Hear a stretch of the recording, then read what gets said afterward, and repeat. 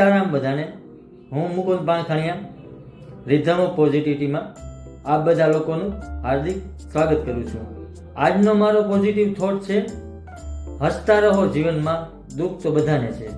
મિત્રો, ભગવાને આટલું અમૂલ્ય જીવન આપ્યું આપણને તો ખુશ રહેવા માટે આપ્યું છે, ના કે દુઃખી. પરિસ્થિતિ ભલે ગમે એવી હોય, આગળ પાછળ સુખ દુઃખ આવતા રહેશે, પણ આપણે ખુશ રહેવાની પૂરી કોશિશ કરવાની. મિત્રો, આપણે બચપનમાં બધા નાના હતા, કેટલા બધા ખુશ રહેતા, કારણ કે કંઈ એટલું સમજતા નહીં, નિર્દોષ હતા, એટલે ખુશ રહી શકતા હતા. અને જેમ જેમ મોટા થતા ગયા ને એમ આપણે સમજદાર થતા ગયા, એમ ખુશ રહેવાનું ભૂલતા ગયા આપણે. મિત્રો, લાઈફ છે તો પ્રોબ્લેમ રહેવાની, આ વસ્તુ કન્ફર્મ છે. સુખ દુઃખ આગળ પાછળ રહેવાના. તમારી લાઈફમાં કંઈ પ્રોબ્લેમ છે મિત્રો, એનો કોઈ રસ્તો છે કે તમે સોલ્વ કરી શકો? હા છે. તો મિત્રો, તમે શું કામ ચિંતા કરો? અને જો મિત્રો રસ્તો નથી કે તમે કાંઈ કરી નથી શકતા, તો પછી શું કામ ચિંતા કરો? તો પછી ખુશ રહ્યો અને ખુશ રાખો ને એકબીજાને, હળીમળીને રહ્યો. બસ ખુશ રહેવું છે ને ખરેખર જીવન છે. દુઃખ અને સુખ તો એને બધાને ભોગવવા પડે છે, એને ઇગ્નોર ક્યારેય નહીં કરવાના. અને મિત્રો, ભગવાને જ્યારે જ્યારે અવતાર લીધો ને એની દુઃખ પડ્યા છે. જેમ કે દેવકી અને વાસુદેવ કારાગરમાં જન્મા હતા કંસ મામાના, અને શ્રીરામ ભગવાન પણ આપણે વિચારો એને 14 વર્ષનો વનવાસ મળ્યો હતો, એની લાઈફમાં સુખ દુઃખ આવ્યા હતા. તો આપણે તો માનવી છીએ આપણી લાઈફમાં તો સુખ દુઃખ રહેવાના, પણ પરિસ્થિતિ સામે હે ને લડતા શીખવાનું. તેમાં હે ને તે ખરાબ પરિસ્થિતિમાંથી બહાર નીકળતા શીખવાનું, આપણે પછી આગળ વધવાનું. અને ગમે એવી પરિસ્થિતિઓ મિત્રો, એમાં પોઝિટિવ રહેવાનું અને હસી અને ભગવાનને કહેવાનું આમાંથી તમે રસ્તો બતાડો, એટલે કુદરત તમને છે ને ઓટોમેટિક રસ્તો બતાડશે.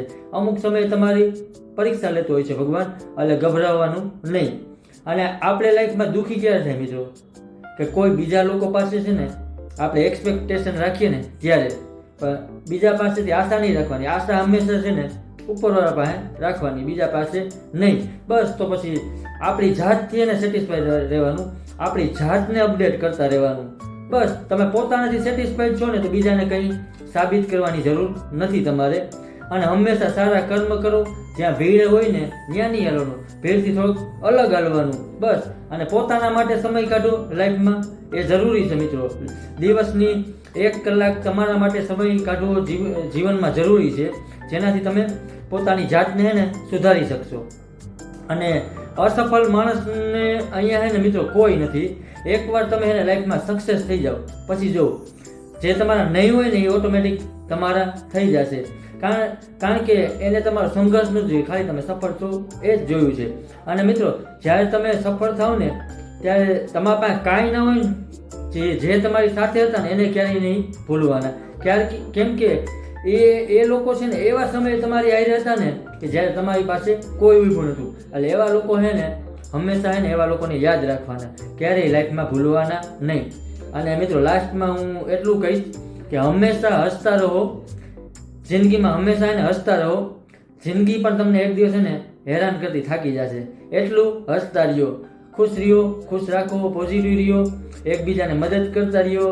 બસ મિત્રો, આ જ જીવન છે. Thank you all of you મને જોવા અને સાંભળવા બદલ.